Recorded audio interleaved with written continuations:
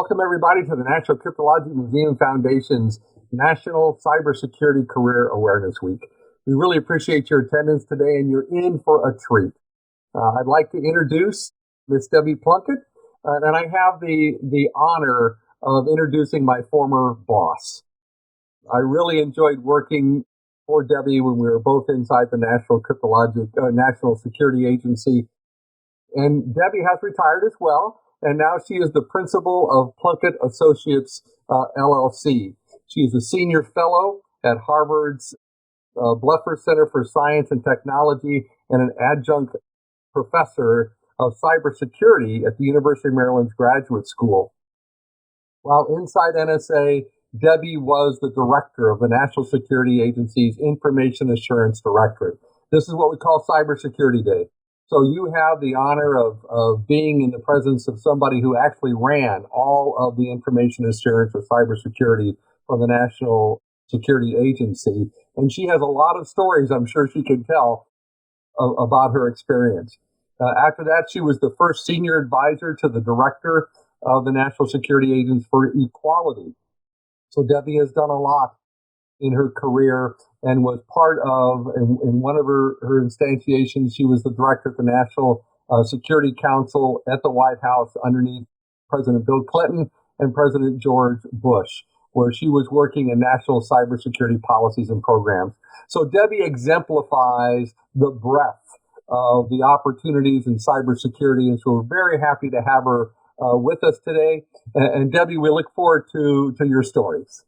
Hey, Mark, thank you very much. And thank you all for the opportunity. It's pretty exciting to be a part of the National Cryptologic Museums Foundation's National Cybersecurity Career Awareness Week. And so in thinking about what I talked to you about today, I'm going to share with you some thoughts I have on why we need more people working in cybersecurity and really what it means to work in cybersecurity. What are the options to do so? But first, I'm going to kick off with just a little discussion about technology. You know, we're all really so dependent on information and technology because it supports the movement of data and information to and from us. And at no time, obviously, has that been more apparent than in 2020, when almost all of us are working and learning from home. The success of our ability to actually be able to keep working and learning in spite of COVID is that technology backbone that has for dozens and dozens of years given us the capacity to do so. But technology has evolved. And as I was again thinking about the talk in the chat today, I began to dig through my drawers and looking at what old pieces of technology that didn't seem so old at that time do I have. So I'd like to share a couple of things with you. The first is what I'd call my first real calculator. It is a TI-30. It was a really big deal when I was in college. It was actually created in 1976. It's a scientific calculator. I was required to be used when I was in college. And at a cost of $25 back then, it was a pretty big expense, actually. I put a battery in it. It actually still works. I was happy to see that. And it has all the scientific functions someone who might be studying in the sciences would use. Of course, today we have much fancier devices, and in fact, our phones serve in a very good way as a calculator for us. With regard to storing data, however, you know, the floppy disk that was introduced to us in 1971 was a mainstay for many, many, many years, over 20 years. This particular one has my taxes on it for 1993, so you'll get a sense of how old this one is. But we used it to store data on our computers, and it was reliable, it was portable, it was trusted back then. But eventually we transitioned to disks, to CD disks, and that was somewhere in the early 1980s. And we still today use CDs, although in some different types of ways. This was actually used to store data. So the floppy that we used to store data in the early 70s through the early 90s, and the CD that we used to store data have transitioned now to what we call the cloud, where we store our data in some place out there in a trusted space where our data is protected by entities who have expertise in the management of large volumes and the protection of large volumes of data. So then, of course, I had to go look at telephones. And I don't know if this particular one is my very first iPhone, but the one I'm going to show you as soon as I get it out of the case here is it's an iPhone 4S. And it was born somewhere around 2014. It is thick. It is heavy. But believe it or not, when I looked up iPhone 4S, there was a market for it because it can be used for all kinds of things still today, to include as a baby monitor, as a GPS, an extra GPS for your home, for, of course, storage and music and data. So it's still functional. I didn't plug it in or charge it up, but it still works. And then I'll show you which was one of my favorite devices, an iPod. This iPod was born somewhere around the early 2000s, 2001, and it was for playing music. And it's small, it's portable, you slap it into your little armband and carry it around with you. Of course, now our telephones do all of these things. They store data, they calculate, they play music, they leverage the cloud for music. And so you can see technology has evolved over these years to be more usable, to be more user-friendly, to be more accessible, to have greater capacity. And what comes along with all of that is a greater dependence by all of us on that technology. But it's also in accepting some risks, and that it's risky. Technology is risky because we don't know that it'll always work. It's risky because it's not always available and it's not always affordable to everyone who needs it. And it's risky because bad guys like to use our dependence on technology and their expertise in our technology to gain access to information that they shouldn't, or to steal information that doesn't belong to them. And this ultimately then impedes our ability to, in a trusted way, use technology. And it begins to make us a little nervous. It certainly makes me nervous. But this is where cybersecurity comes in. It is that field that focuses on developing and delivering solutions that make use of technology more trusted, more reliable. These solutions are not always technical, by the way, the cybersecurity solutions. Sometimes it's as simple as giving good advice and asking us to use it with regard to using strong passwords, or being careful about who we trust with our important information, or making sure we're not clicking on links that are embedded in emails because they may unintentionally download malware, bad stuff onto our computers. So I'm going to start by sharing a little bit of my story about how it is that I came into this cybersecurity field. And because my experiences actually are a little bit atypical. And I hopefully you'll come away with a sense of different ways you might consider having a cybersecurity career or being involved in cybersecurity. But I'm also, maybe even more so, hoping that you'll leave with some excitement, additional excitement about cybersecurity, some new insights that might push you to want to learn more about this cool and exciting area that is in desperate need of more people. So I graduated from college in the early 80s with a degree in what was back then called natural science, and I had a minor in English. My intention was to be a high school science teacher. Instead, when I graduated from college, I worked for a few years as a crime lab technician in my city's police department, and then I moved to the National Security Agency as an intern, where I learned about SIGINT, foreign intelligence, and about information security. So I was hired by NSA into this intern program. And in fact, I was a specialist in an area known as crypto traffic analysis. I worked on the foreign intelligence side of NSA, solving cryptographic systems that were used by foreign nation states who were our enemies. It was challenging, it was competitive, it was rewarding.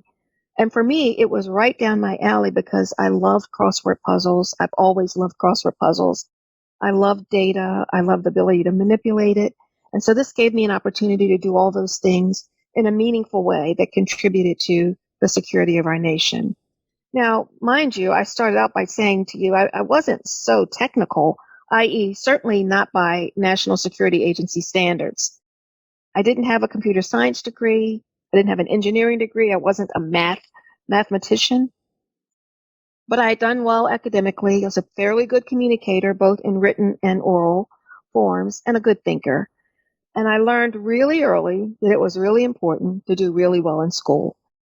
Because while you certainly can't be guaranteed you'll be successful because of your grades, you can certainly be guaranteed that poor grades will serve as yet another reason to eliminate you from from the competition. So for me, during this period of my life, I worked hard in that intern program to be successful, meaning not just passing the tests, but really to do my very best to understand and contribute. And then, of course, to learn the NSA, to learn its mission. And my hard work resulted in a decent job offer at NSA when I completed it. So I went on to a number of what would be viewed as sort of mid-level jobs. Ultimately, I became a manager. I learned what managing was about. I learned how to lead people. I learned how to motivate people. But I generally stayed in a semi-technical area, sort of a non-technical person in a bit of a technical area.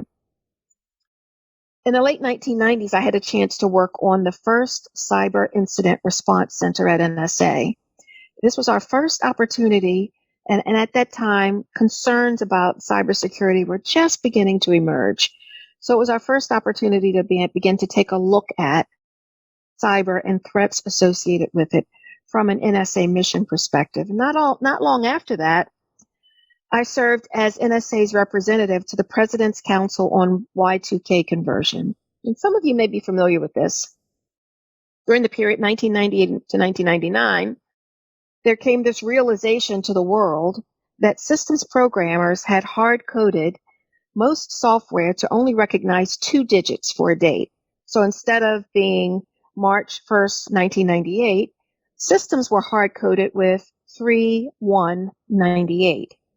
The problem then, of course, was trying to determine what these same systems would do when they were faced with the date of 00, as in the year 2000. Particularly date-based equations where no one knows how the systems would interpret it. Would it be interpreted as 1900 or would it be interpreted as 2000? And to make matters even worse, the year 2000 was a leap year. So this resulted in significant worldwide uproar and planning to focus on what would we do when the clocks turned to 2000 on January 1st, and would our systems implode or explode? The rest of that story is actually not much happened on January 1st of 2000, but we were ready. We were watching the clock at a site in downtown Washington. But this was a test case for working a really difficult computer security issue, and it really was a preview for what was to come. So cyber threats really began to merge in earnest in the late 1990s. The malicious virus in March of 1999, followed in short order by the I Love You computer worm that came about in the spring of 2000. And with them came this realization that we needed a workforce that did not exist, one that understood threats and vulnerabilities, one that had expertise in things like network analysis and developing and delivering solutions. We needed a workforce that understood risks and who had the capacity to explain it in really simple terms so that everybody could understand it. It was with that backdrop that I had an opportunity in early 2000 to go to the White House to work in the administration at that time of President Clinton. And I worked on cybersecurity policy as well as programs. And I stayed through the first 6 months of President George H.W. Bush's administration, again, working on cyber policies and the early instantiation of these viruses. And again, I do remember the I Love You virus during that time.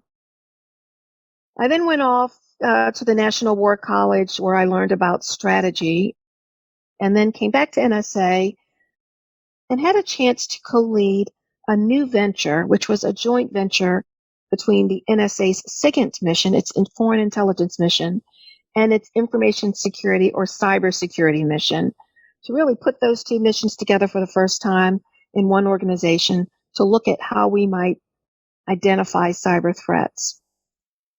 All of those experiences pulled together to enable me to ultimately be offered the opportunity to serve as the deputy director of NSA's information assurance mission, which today would be known as the Cybersecurity mission.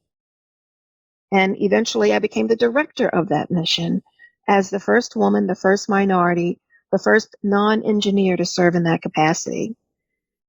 It was probably one of the most exciting opportunities and jobs for me.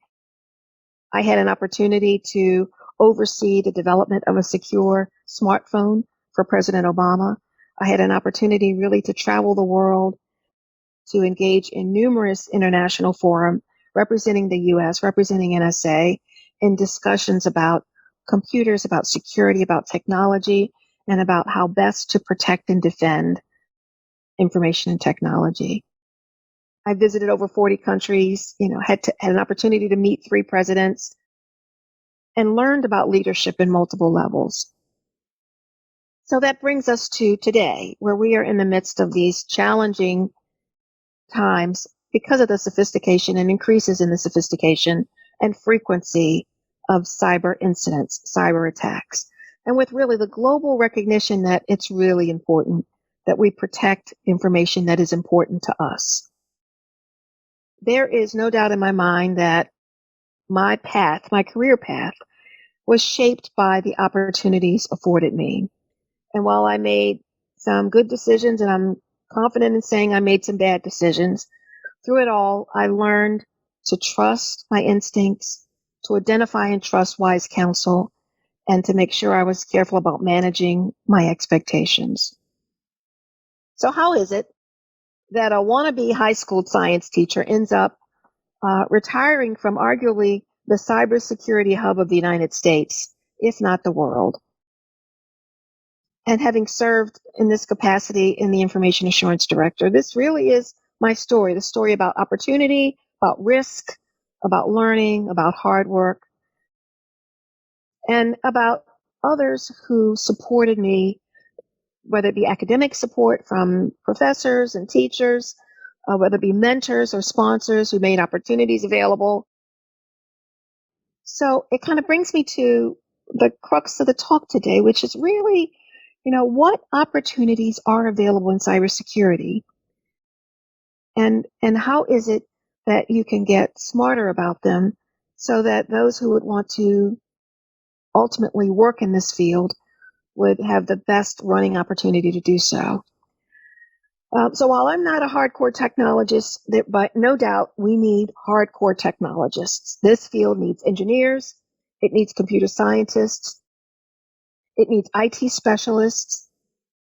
If you look at my career path, hopefully you'll see that we need managers and leaders. We need good writers. We need good thinkers who can conceive and capture new cyber policies.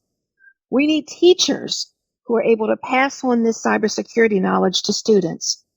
We need lawyers who can interpret and write laws that are favorable to the protections guaranteed to us under our great Constitution.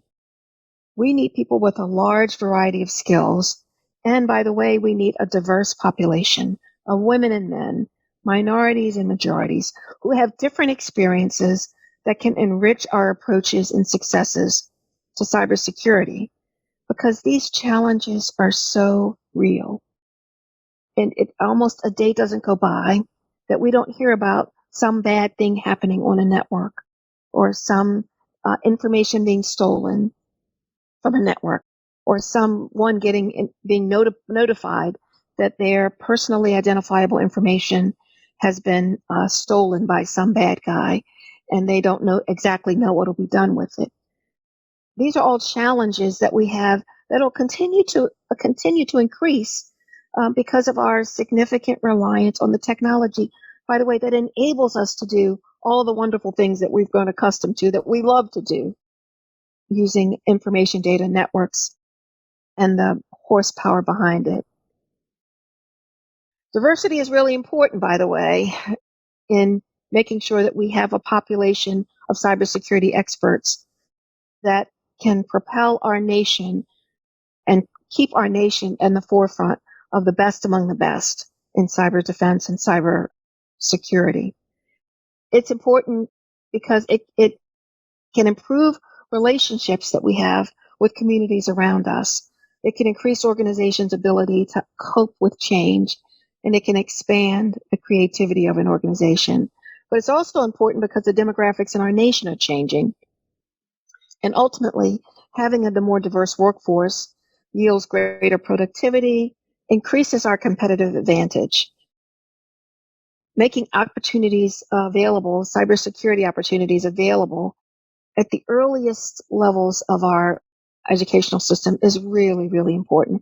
Introducing science and technology, engineering and math, STEM concepts, and providing development opportunities beginning as early as elementary school serves several purposes. The first is that it introduces our young people to the potential for a career in cybersecurity.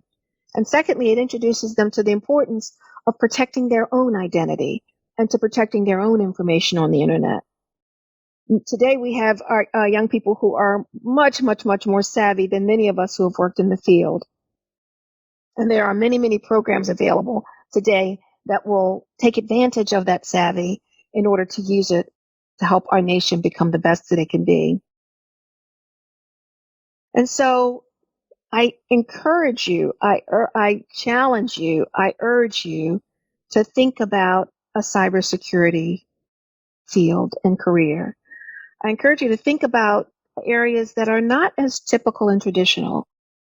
If your inclination is in the area of the hardcore sciences, then pursue academic excellence in information technology. Pursue academic excellence in some of the mathematical fields that we desperately need in order to keep us on the cutting edge of being able to develop and deliver solutions that both enable us but also protect us as a nation. I encourage you, if your interest is in the area of writing and in thinking and in policy making, think about cybersecurity as a field. We have many, many areas, from the area of privacy and the rights of us as citizens to the protection of those rights. And cybersecurity plays a key role in it as we look at how do we both enable us to be able to operate safely on networks and systems, but how we also can protect our identity and protect our personal information in those areas.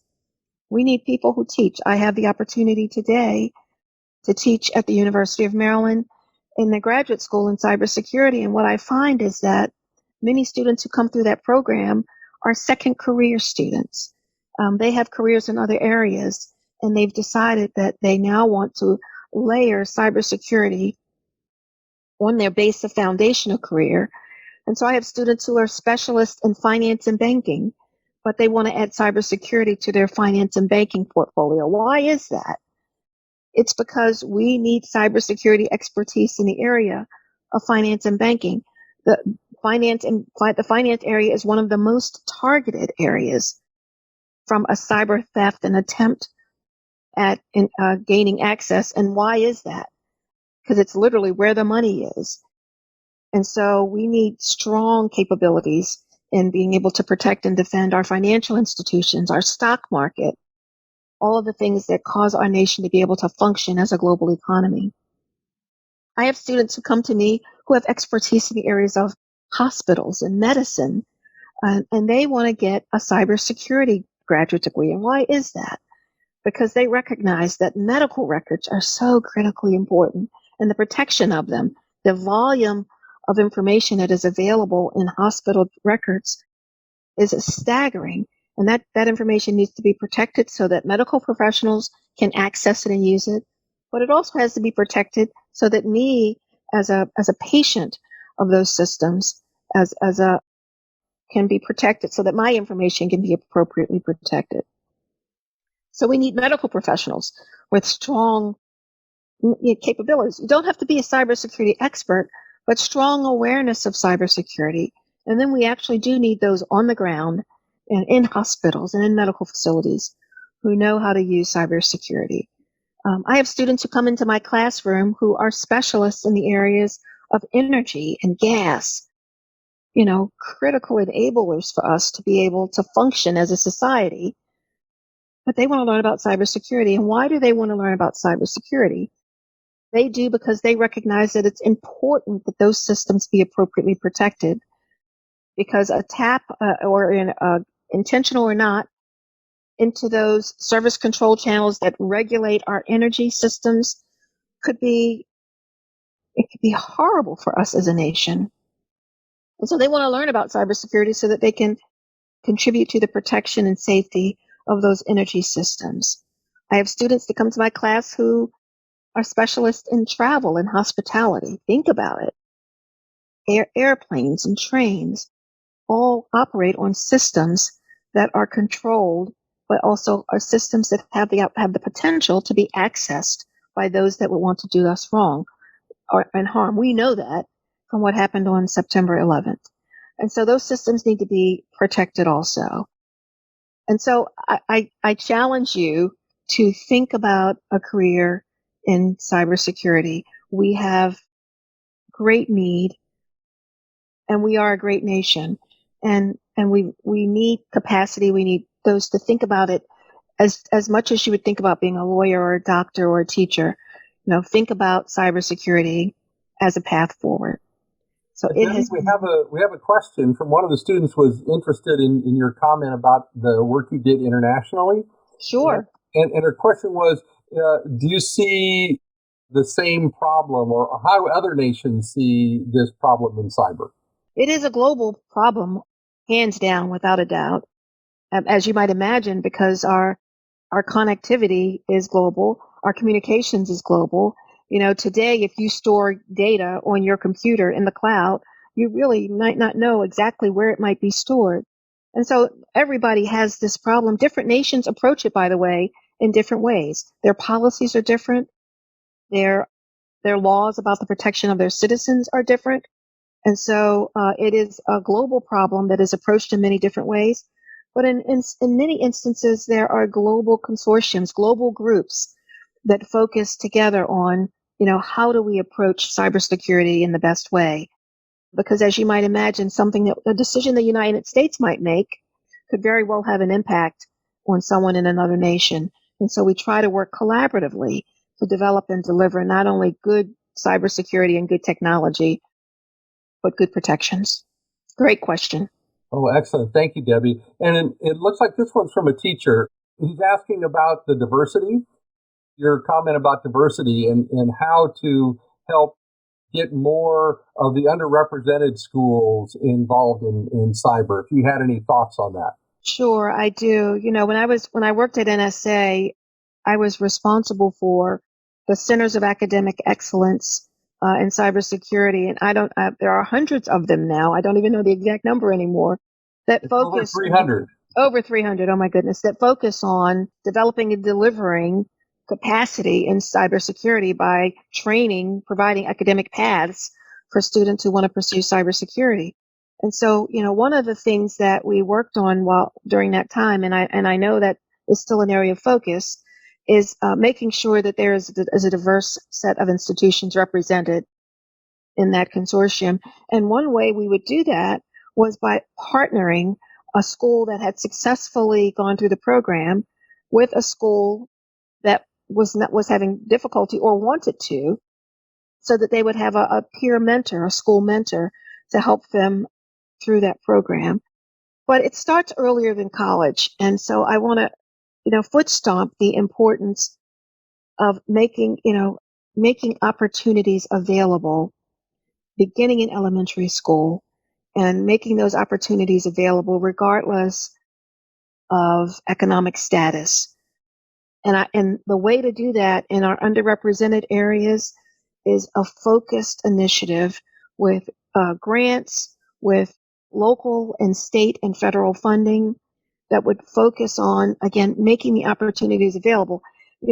These kids in the underrepresented schools are not underrepresented in their brain power, right? They're just as smart. They just need an opportunity to both learn and to grow and develop in those areas. And I could talk about this for hours. There are a number of initiatives out there and available to do that, to fund those initiatives, summer camps, internships and development programs, peer mentoring, partnering with college and high school students to learn about opportunities in cybersecurity, and I'll foot stomp high school internships that many, many companies are now making available to expose students early to careers in cybersecurity. Well, that's a good point, because one of the next questions was about internships. It's a high school student that says, what internships are available, and is there anything at NSA? Right. So I've left NSA 5 years ago. So I'm not the best to be able to speak and can't speak on behalf of NSA, obviously. However, I will tell you that if you go to NSA's website, you can find out information about NSA's development programs and intern programs. NSA prides itself throughout my career in that being the most popular way to come into NSA as an intern. So many of us came in that way. And so, and they are available, by the way, in many different career fields, not just in the career fields that I talked about I came through, but not just NSA. Many U.S. federal government agencies and departments offer internships. Department of Homeland Security and Treasury and the CIA. And, so what you have to do is go to their websites to look for those opportunities. And then I'd also say many private sector entities, companies will offer internships, and some of them partner with community colleges. By the way, community college is a great way to get a foundation before going on to a 4-year, or going from community college with a certificate into an internship opportunity in a private sector organization.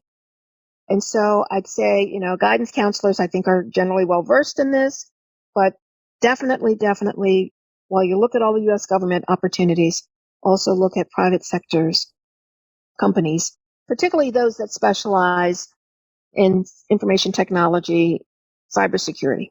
And I have, looks like one last question. One of the students wanted to know, and we seem to get this question all the time, what was your most happiest thing you did in cybersecurity, and what was your most challenging? Okay. Wow. Most happiest.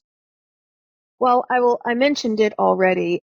It was pretty darn cool to be involved, to work at the White House and to be a part of the efforts to develop some of our very early cyber policy. I actually wrote policy there that was a foundation for many of the follow-on policies that exist today. Also pretty cool to be involved in securing a mobile device that was used by a president. It doesn't really get any better when you're a U.S. government employee than working for, directly providing services at the highest level of government. And so that was certainly a highlight of my career. And then the other was what was not so cool. Is that what it was? What was the most challenging? Most challenging. Well, I had a number of most challengings. I'd say one of the most challenging was transitioning or leading an organization through a transition in order to make it more relevant.